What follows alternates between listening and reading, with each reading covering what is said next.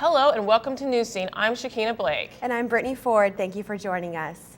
Now, 9 big fires devastated San Diego County. They've destroyed at least 20 homes and 2 businesses and displaced thousands since Tuesday. Now, take a look at this time-lapse video from Stone Cove Brewery in Escondido. It shows the Escondido fire starting from small plumes and ending in a raging wildfire. You can see it start off as 3 small stacks of smoke. 1 adult and 1 teen have been arrested in connection with starting a small brush fire near Kurt Carson Park in Escondido last night. The 19-year-old Isaiah Silva and a juvenile whose identity is not being released are charged with 1 count of arson. Hello and welcome to News Scene. I'm Shaquina Blake. And I'm Joshua Lipton. Thank you for joining us on this beautiful Friday evening in San Diego. Now, we have a follow-up for last week's story regarding Dean Kathy McGinnis. She's back on campus working in a different capacity. Until last week, McGinnis was the Dean of Athletics and Exercise Science, but she is being temporarily reassigned to administrative duties following an investigation into allegations that a student athlete on the men's volleyball team was ineligible. And people are still scratching their heads as to how a 15-year-old boy was able to sneak onto an airfield, hide in a wheel well, and survive a 5-hour flight. 1996 was one of the harshest winters on record, and Lee and Christine's trip took 5 days longer than expected. She told me some of the things they had to endure during that 35-day trek. The future of the Pacific View site is still unclear, while the auction later this month could settle a decade of debate. Reporter Ronnie Das shares the story. And prom season is around the corner, but for many teenagers, the price of a dress and accessories makes going to the prom almost impossible, until now. A new nonprofit organization called the Princess Project provides free prom dresses and accessories for low-income teens. But the expansion plan does have its opponents. The local Coastal Commission staff did not recommend the plan to the Coastal Commission, and the San Diego Chargers have their own ideas about how to expand the convention center.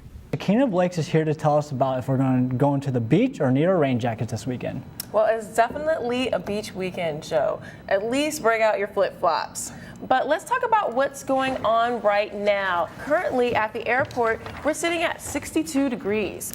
Finally, the southeast will be getting some relief. It's going to be 66 degrees and about a balmy 76 in Miami. Let's get to a Real Housewife facing real charges. On Wednesday, Portia Williams of the Real Housewives of Atlanta turned herself into Fulton County Sheriff's Department, where she posed for this glamorous mugshot. Now, ladies and some gentlemen too, our prayers have been answered. We now know the release date to the sequel of the male stripper flick Magic Mike. The wildly popular movie grossed over $100 million in 2012 and is being adopted into a Broadway musical. It's getting close to Easter and the House of the Ukraine in Balboa Park is busy. The house serves as a meeting point to Ukrainians in San Diego. Easter is bigger than Christmas in the Ukraine, and one of the more colorful traditions of the season is pisanka. I'm demonstrating making pisanki, or Ukrainian Easter eggs. They're made by a centuries-old method called wax resist, where you cover the parts of the egg that you'd like to remain a certain color with wax, and you put them into successively darker dyes, and you come out with a very elaborate and colorful design. Even on a day like this, that's filled with celebration, thoughts turn to the Crimea region. The situation is changing daily, and San Diego Ukrainians are worried about their friends and family. Maxim and his wife Elena are recent immigrants to the U.S. Maxim is unsure of what is next for his homeland. The whole situation is pretty much unpredictable, as we couldn't even imagine that Russia could invade in Crimea. Right now, well, you can just speculate whether they move forward or stay there. Elena says that Ukrainians identify with Europeans rather than Russian. People in Ukraine want to be free of that Soviet Union and Soviet Union politics.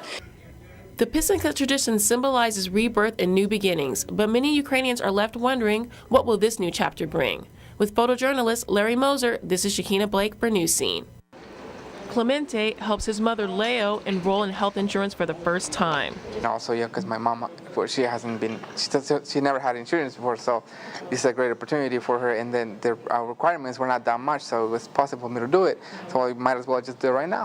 Selecting your own health insurance can be quite intimidating. The Family Health Center of San Diego came to City College and gave workshops to students and non-students alike on how to enroll in health insurance plans. You've completed that. hit continue. The enrollment counselors guided potential customers step by step through the enrollment process. We talked to some people who were able to sign up for health insurance. It was very helpful. And really how nice so? people. They got me through it. I really didn't know what to do, and they got me through it. We know that it can be a confusing topic and a challenge to enroll on your own. So our staff of professional experts are out here helping to enroll people, walk them through the steps. It's a great help. Hopefully they'll keep on doing it, because I'm sure there are people out there that need this type of help. But not everyone was thrilled. We spoke to one woman who didn't want to be on camera. She told us she was disappointed that she couldn't get health care because it wasn't affordable in her case. But most people we talked to were more than satisfied, and many were able to get the health care that they needed. With photojournalist Tani Luna, this is Shaquina Blake for News Scene.